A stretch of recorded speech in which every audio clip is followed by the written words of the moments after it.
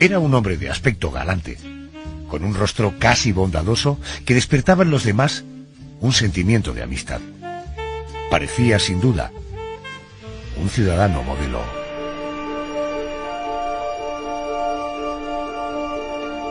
Sin embargo, detrás de aquella aparente bondad, se encontraba un hombre que golpeaba en la puerta de la vivienda de numerosas ancianas, ofreciéndose a arreglarles cualquier desperfecto casero de manera gratuita. Ellas, confiadas, lo dejaban pasar e incluso entablaban con él una relación de afecto como si de un hijo o de un nieto se tratara. Hoy, en nuestra crónica negra, abrimos el expediente de José Antonio Rodríguez Vega, apodado el Mataviejas. Sin piedad alguna, esta bestia humana asesinó a 16 mujeres de avanzada edad después de haberlas violado. Un exceso de confianza le hizo dejar pistas de sus crímenes y después de someterse a juicio fue condenado a 432 años de cárcel. Jamás se arrepintió de lo que había hecho.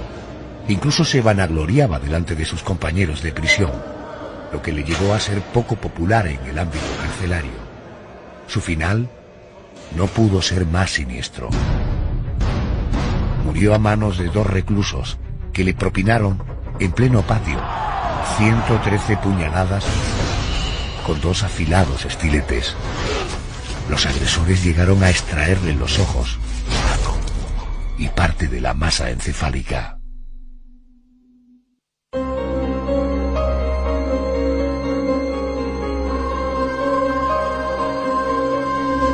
José Manuel Frías, buenas noches y bienvenido. Buenas noches, Adolfo. Bueno, habitualmente pensamos que eso de los asesinatos y asesinos en serie es algo propio de Estados Unidos. Creemos que aquí en España, a lo sumo, podemos encontrar casos aislados de asesinatos motivados principalmente por asuntos amorosos o por peleas de bar. El caso que hoy nos ocupa, el de José Antonio Rodríguez Vega, es especialmente hiriente, porque sus víctimas eran mujeres ancianas, señoras indefensas debido a su avanzada edad, a las que asesinaba sin piedad. De ahí su apodo de El Mataviejas. Y además era un personaje cuyo aspecto amable le sirvió para granjearse la amistad de sus víctimas. ¿Qué nos puedes contar de la vida de este Mataviejas? José Antonio nació en Santander el 3 de diciembre de 1957. Ya desde el principio de su adolescencia mostró tendencias un tanto violentas, llegando incluso a agredir a su padre, que estaba enfermo de cáncer e impedido en una cama. Aquel suceso provocó que su madre lo echara de casa. Entonces tuvo que buscar un trabajo para poder sobrevivir. Lo curioso es que a raíz de ese acontecimiento, algún resorte se activó en su cerebro, sintiendo un odio brutal hacia su madre, que a su vez mutó en un deseo de mantener sexo con ella. Era algo que le rondaba constantemente en la cabeza. Si pudo seguir adelante sin llevar a cabo su fantasía fue porque volcó esa depravación sobre otras mujeres, a las que agredió y violó a lo largo de su vida. Por tanto, estamos hablando, más allá de un agresor de señoras mayores, de ancianas, de un violador en serie. Sí, lo fue durante muchísimo tiempo, tanto es así que le pusieron ese apodo que hemos comentado antes del Mataviejas, pero también otro, que era el del violador de la moto. O sea, él fue detenido a los 21 años, muy jovencito, el 17 de octubre de 1978, por agredir y violar a varias mujeres. Aunque fue juzgado y condenado a 27 años de cárcel, al final solo estuvo en prisión 8 años, debido por un lado a su buen comportamiento en la cárcel y por otro a una enorme reducción de la pena al ser perdonado, algo curioso, por algunas de sus víctimas, que cayeron en las redes de ese don de disuasión que parecía tener. Eso nunca ocurriría en la actualidad, pero antes de 1995 el Código Penal permitía esas reducciones tan insólitas. José Antonio Rodríguez Vega, casado hasta aquel momento, sufrió el rechazo radical de su mujer. Socorro, que no sabía nada de la doble vida de su marido, la mujer espantada, solicitó el divorcio y se marchó con el único hijo de la pareja. Ya en la calle, El Mataviejas se volvió a casar. ¿Con quién fue? En esta ocasión fue con una mujer con cierta disminución psíquica, con lo cual jamás se enteró de lo que estaba pasando a sus espaldas. Y no solo ella, sus vecinos, sus allegados lo consideraron un hombre normal, un buen trabajador, un buen marido, un buen ciudadano. Pero en el momento en el que la noche caía sobre la ciudad, aquel Dr. Jekyll español se transformaba en un siniestro señor Hyde. ¿Cómo era el modus operandi de este individuo a la hora de atacar a sus víctimas? Pues bien, el sistema era siempre el mismo y lo mantuvo durante aquellos terribles meses entre agosto de 1987 y abril de 1988. Empezaba indagando hasta dar con ancianas que vivieran completamente solas en casa. Ya escogida, la víctima la vigilaba muy de cerca para conocer cuáles eran sus costumbres del día a día, o sea, la hora a la que salía, la hora a la que entraba, las posibles visitas que recibía, etcétera. Solo cuando estaba puesto al día de todo era cuando llamaba a la puerta de la víctima. A partir de ahí aprovechaba ese buen aspecto, esa educación que parecía mostrar para ganarse la confianza de la anciana. A veces se hacía pasar por revisor del gas o incluso por técnico de televisión, también por albañil, que era ni más ni menos que su verdadera profesión y sobre la que podía improvisar y probar suerte sin ningún problema. Supongo que ese era el momento en el que agredía a la víctima, ¿no? No, al Mataviejas digamos que le gustaba el juego. Una vez solventado el falso problema de la anciana en cuestión, iba tomando confianza con ella, incluso se ofrecía para volver a visitarla a título personal, pero ya para conversar o para llenar la soledad a la que la mayor parte de estas mujeres se veían y se ven obligadas. Entonces regresaba como amigo, ayudaba a reparar cualquier cosa rota, subía compras que fueran un poquito pesadas, era como una especie de asistente para esas mujeres. Y justo en el momento en el que la primera parte del plan, la más lenta, estaba cumplida, era cuando salía a flote la bestia. Vamos a escuchar a doña Luisa. Ella tuvo suerte y pudo esquivar un fatal desenlace. Sí, hemos estado hablando los dos de los asesinatos. Sí. Y yo ponía la puerta, pues como había fallecido mi madre, sí, pues que yo pues estaba sola. Sí. Y claro, pues te ponía la puerta pues para estar tranquila. Y claro, yo no abrí porque no habrá nadie. A nadie abro. Y claro, le llamé por la ventana. Y yo, claro, cuando yo vi que él me subió para arriba, me llamó aquí, digo, pues este viene a propósito aquí. Y fue cuando yo me asomé a la ventana. Y él enseguida subí. Le dije que no, que yo no abría la puerta a nadie. Y digo yo, ¿qué es lo que trae? Y dice, que tienen que subir. Digo, he dicho que no abro la puerta a nadie. José Antonio Rodríguez buscaba al principio un contacto sexual, iniciado con tocamientos y con caricias. Cuando estos eran rechazados con espanto, era cuando el Mataviejas obligaba a la víctima, usando su fuerza, a mantener sexo. Con total crueldad, el Mataviejas violaba a aquellas ancianas indefensas. Una vez desahogado, mataba a aquellas mujeres mediante la asfixia, tapándoles fuertemente la boca y la nariz con sus manos. Este modus operandi provocó que las primeras muertes fueran consideradas producto de una parada cardiorrespiratoria. El fiscal jefe de Santander por aquel entonces era Lucio Valcarce. Quizás debido a la avanzada edad de las víctimas, pues puede ser que incluso se haya producido la muerte por el susto, por la impresión, lógicamente, de estas personas de avanzada edad, y que no es el primer caso que se produce pues esa muerte por edema pulmonar a consecuencia del susto o sobresalto producido ante una agresión determinada, ¿no? Lo cierto es que las autoridades no encontraban puertas o ventanas forzadas y las víctimas no mostraban contusiones en sus cuerpos. Otra muestra más de la desviación mental del Mataviejas es que antes de huir de cada escenario de un crimen, el asesino se llevaba algún objeto de la casa que luego guardaba en su particular museo del horror. A algún oyente le costará creer que el Mataviejas no cometiera errores de peso en sus actos criminales. Realmente al principio no los cometió y las autoridades se vieron con los brazos atados. Pero pronto la cosa cambió. No sabemos si por descuido inconsciente o porque, como ocurre con muchos psicópatas, tuvo un deseo, también inconsciente, de ser descubierto, de ganarse una especie de siniestra popularidad. Y digo esto porque José Antonio Rodríguez Vega, tan cuidadoso hasta entonces, empezó a dejar huellas de sus crímenes. Ya de por sí los agentes habían empezado a extrañarse de que, en un radio tan pequeño, se estuvieran dando tantas muertes por asfixia de mujeres ancianas. Era algo imposible a nivel estadístico.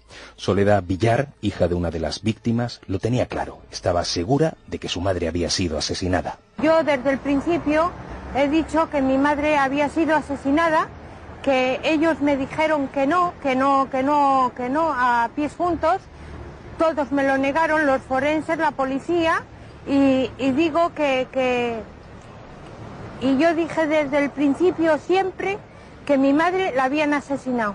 Cuando empezaron a atar cabos, la cosa estuvo clara. Lo primero que descubrieron era que en la mayor parte de los casos las víctimas habían realizado en casa, recientemente, algún arreglo de albañilería e incluso encontraron la tarjeta de visita, la tarjeta profesional del Mataviejas.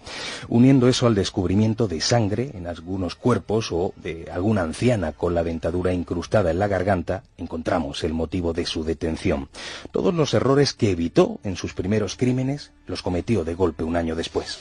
José Manuel, ¿tenemos datos concretos de alguno de sus crímenes, de alguna de esas pobres y desamparadas víctimas? Sí, una de ellas fue una anciana de 82 años llamada Margarita González. El 6 de agosto de 1987 el Mataviejas acudió a su casa. Fue tal la violencia que, como antes he señalado, provocó que la mujer se tragara su propia dentadura.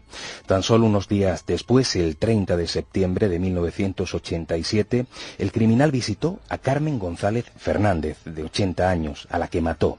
Lo mismo que hizo al mes siguiente con Natividad Robledo Espinosa, de 66 años. Tras una tregua que duró solamente un par de meses, José Antonio asesinó, en enero de 1988, a Carmen Martínez González, y ya en abril a Julia Paz Fernández, de 66 años. En el caso de Paz, las autoridades se encontraron, ahora sí, con un cadáver desnudo y lleno de signos de agresiones. Esta sería solo una muestra de algunas de las 16 ancianas de entre 60 y 93 años a las que violó y asesinó durante ese año maldito. Debido a las huellas, a los errores y pistas que José Antonio Rodríguez el Mataviejas fue dejando en su camino, fue detenido el 19 de mayo de 1988, mientras paseaba por la calle Cobo de la Torre de Santander, truncándose así por fin su carrera delictiva. El Mataviejas no tuvo reparos en confesar uno por uno sus asesinatos, dando detalles precisos de cada uno de ellos. El delegado del gobierno por aquel entonces era Antonio Pallares. Se ha producido la declaración de las personas sospechosas y en la declaración ha reconocido su participación en nueve fallecimientos, en 9 muertes. Cuando las autoridades registraron su vivienda, encontraron en ella una habitación repleta de enseres y de prendas de sus víctimas, lo que ponía de manifiesto su tendencia fetichista. Aunque algunos de esos elementos eran valiosos, como joyas o aparatos electrónicos, otros eran simples recuerdos de sus hazañas, como adornos y estampas que los familiares de las víctimas no dudaron en reconocer. Agustín Ariz Navarreta era por aquel entonces el comisario jefe de Santander. En principio se sabe que no hay que el asesino, que el autor o autores, pues no tenían móvil ánimo de lucro, no era para robar, por lo que entraban en las casas. Se sabe que no había violencia, nunca ha habido violencia en la entrada, ya se sospecha o que se les ha facilitado la entrada o que pudiera ser con llave falsa. En principio hay que manejar todas las hipótesis. Y ya, bueno, estas hipótesis han permanecido hasta lo último, ¿no? Porque en ninguno de los casos, efectivamente, como digo, ha habido violencia ni ánimo de lucro. Habría que pensar entonces en un móvil, pues como ha resultado, un móvil sexual o un maníaco, que efectivamente, pues prácticamente es lo que ha resultado. Llegamos al juicio. ¿Cómo transcurrió el juicio contra José Antonio Rodríguez. Este juicio comenzó en noviembre de 1988 en la Audiencia Provincial de Santander y fue un mal trago para los familiares y amigos de las ancianas asesinadas, entre otras cosas porque José Antonio, el Mataviejas, se mostró en todo momento prepotente, con una sarcástica sonrisa. Incluso cuando era insultado o cuando una cámara de vídeo se le acercaba, miraba altivo, sin bajar en ningún momento la vista.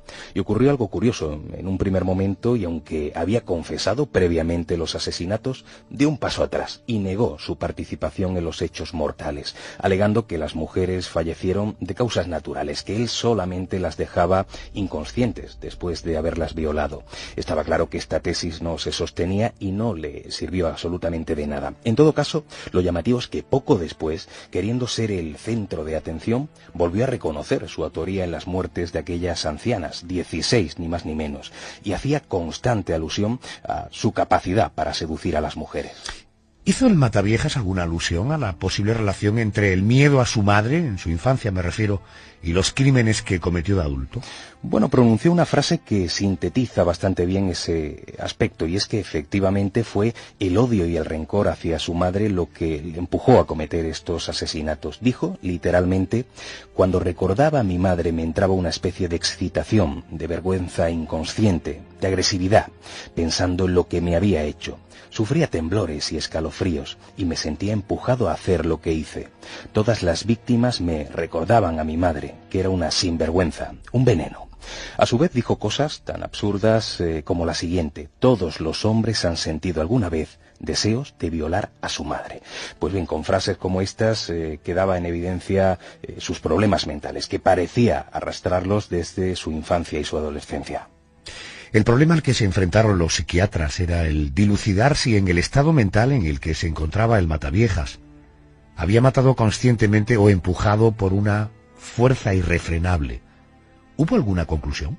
Los estudios muy minuciosos que se realizaron sobre su persona terminaron con una conclusión unánime. El informe rezaba además lo siguiente: conserva inalterado su sentido de la realidad y es capaz de gobernar sus actos, siendo resistente a los tratamientos, lo que ensombrece su pronóstico. Su peligrosidad es muy alta. Llegamos a la conclusión de que su imputabilidad es plena porque su inteligencia es absolutamente brillante. Es un psicópata, con esa característica de ese grupo en el que prevalece la frialdad, la ausencia de remordimientos, personajes que no se conmueven, un ser violento hecho para el crimen, un hombre perverso, una máquina de matar.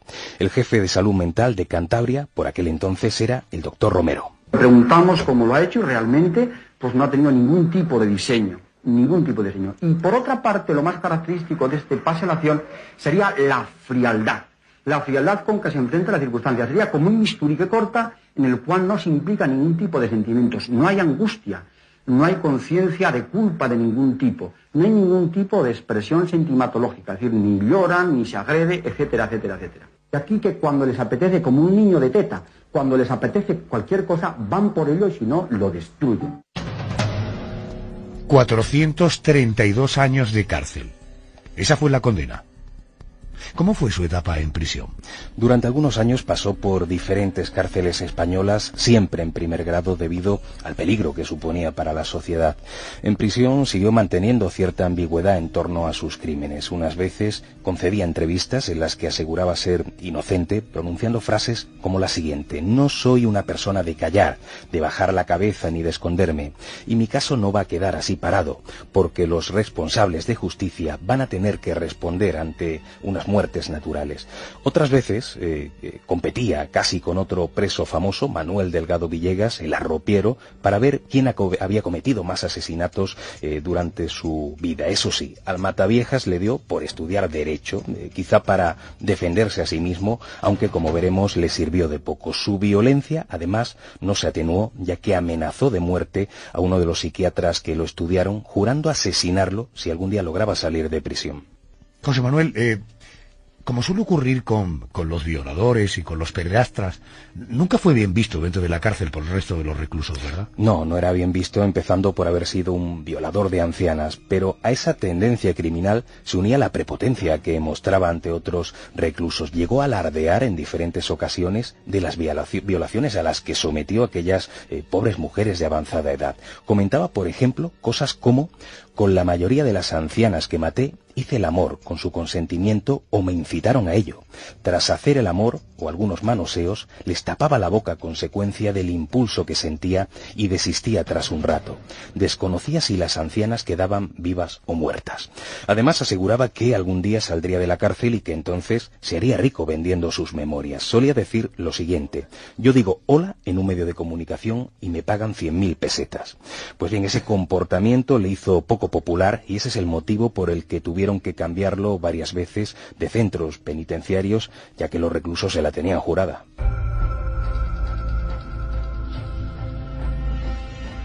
El jueves 24 de octubre del año 2002, José Antonio Rodríguez Vega, el Mataviejas, salió a pasear por el patio de la tercera galería del módulo de aislamiento en la prisión salmantina de Tropas.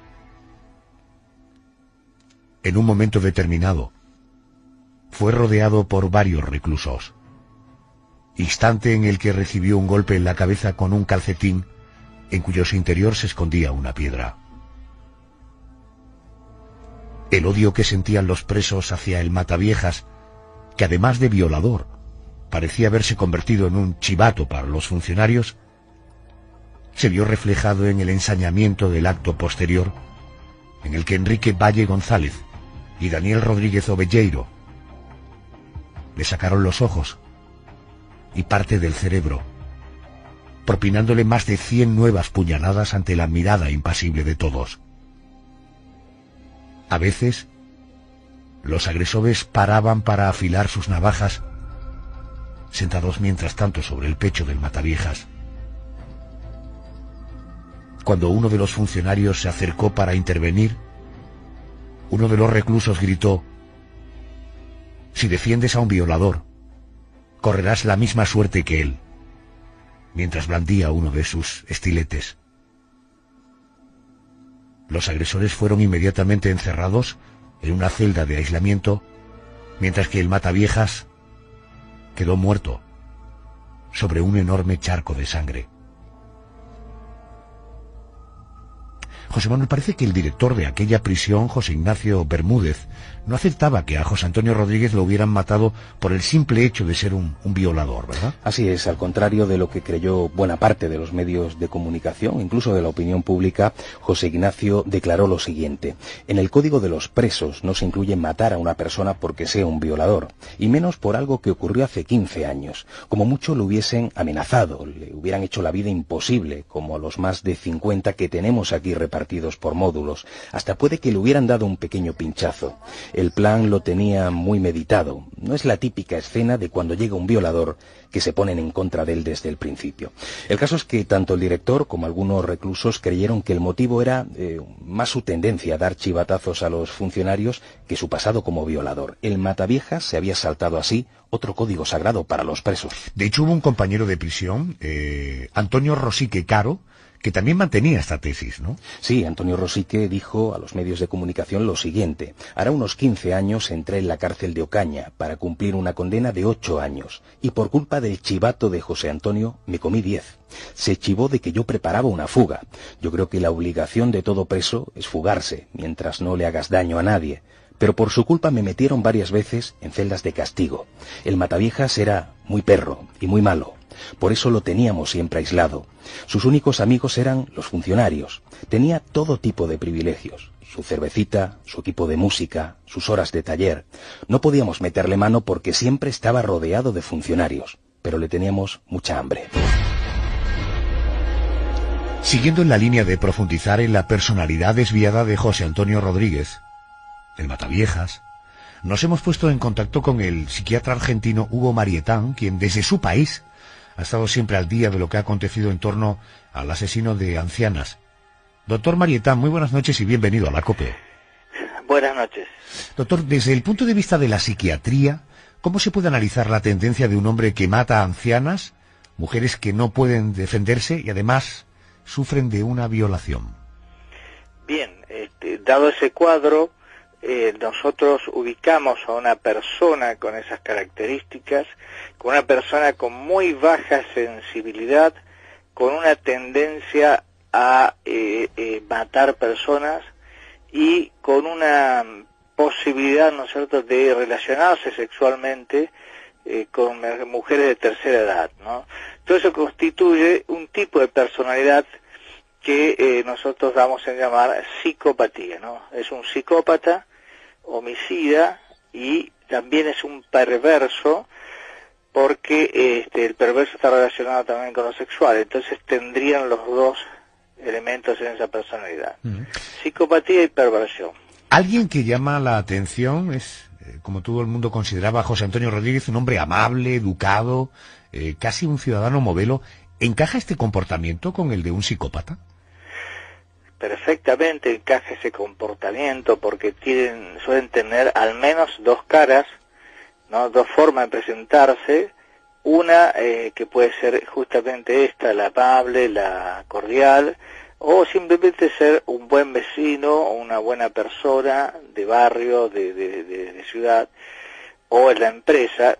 Y por otra parte, en su otra faz, ser este personaje siniestro que se estudia a su víctima, que la persigue y acumula datos e información sobre ella para finalmente penetrar en la casa y proceder a matarlas.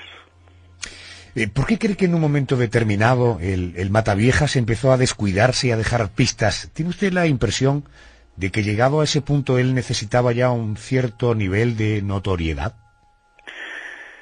No, ocurre que le pasa con muchos de los psicópatas homicidas o en serie, que a medida que va transcurriendo su carrera mortal, van ellos aumentando la confianza y descuidándose un poco más, ¿sí?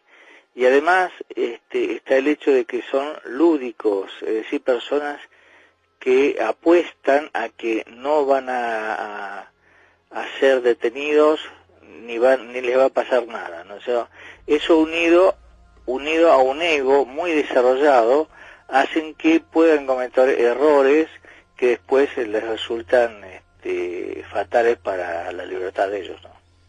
¿Usted tiene la impresión de que si hubiera quedado en libertad en algún momento después de su paso por la cárcel, sin duda hubiera sido reincidente, o este perfil, ese tipo de personajes, tienen alguna opción de rehabilitación? Estos personajes, los psicópatas, es una manera de ser, no es una enfermedad.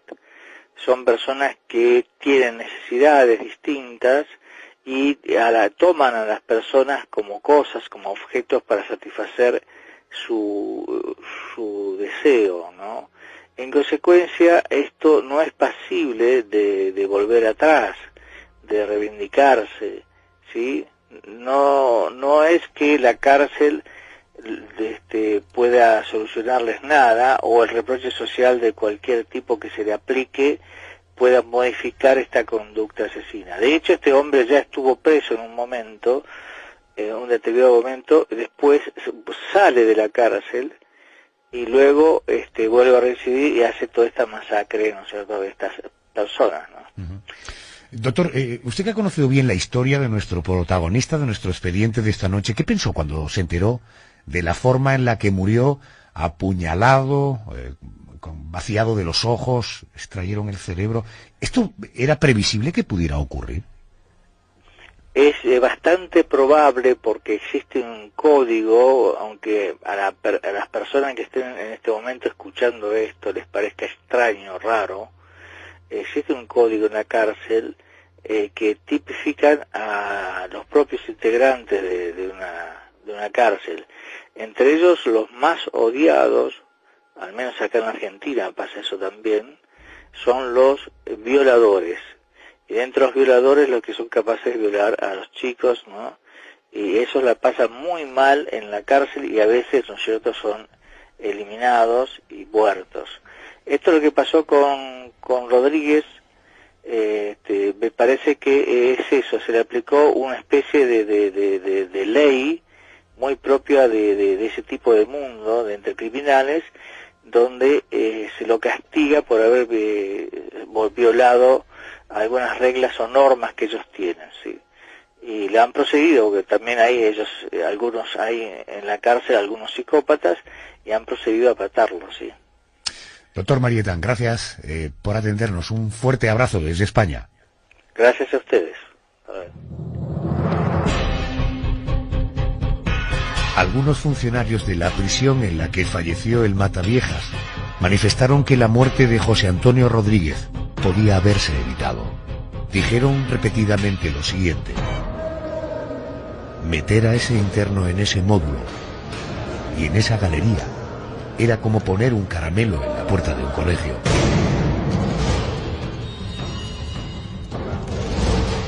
Cuando en el expediente de un interno aparece que ha sufrido agresiones por el delito por el que está condenado, tal y como había sucedido con Rodríguez Vera, el reglamento señala que hay que tomar medidas de seguridad y de protección, como por ejemplo no hacerle coincidir con presos peligrosos en sus horas de patio y cambiarle los horarios. En este caso, no se tomaron esas medidas. De uno de los asesinos del Mataviejas, Enrique Valle, se decía que era de lo peor de aquella cárcel, con varios intentos de fuga a sus espaldas y multitud de agresiones y acuchillamientos a otros reclusos.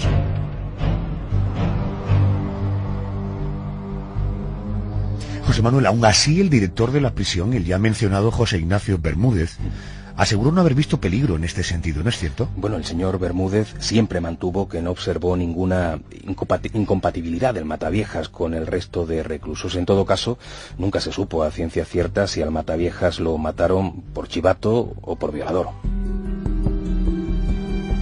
Enrique Valle, uno de los asesinos de José Antonio Rodríguez, durante su traslado al juzgado número 5 de instrucción de Salamanca y a cara descubierta, gritó a los medios de comunicación lleno de orgullo: he matado al Mataviejas.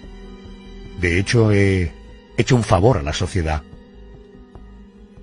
La muchedumbre que se agolpaba en la calle le aplaudió como a un héroe. Enrique había asesinado a aquel que le quitó la vida, sin piedad alguna, a 16 ancianas desvalidas. El hijo de una de ellas aseguró que habría que darles un premio a los asesinos del Mataviejas. La hija de otra de las víctimas aseguró sentir una enorme paz al saber que había muerto aquella bestia. José Antonio Rodríguez, el Mataviejas, del que nadie reclamó su cuerpo, fue sepultado el 25 de octubre de 2002 en una fosa común, a cuyo acto solo acudieron los dos enterradores encargados de aquel trabajo.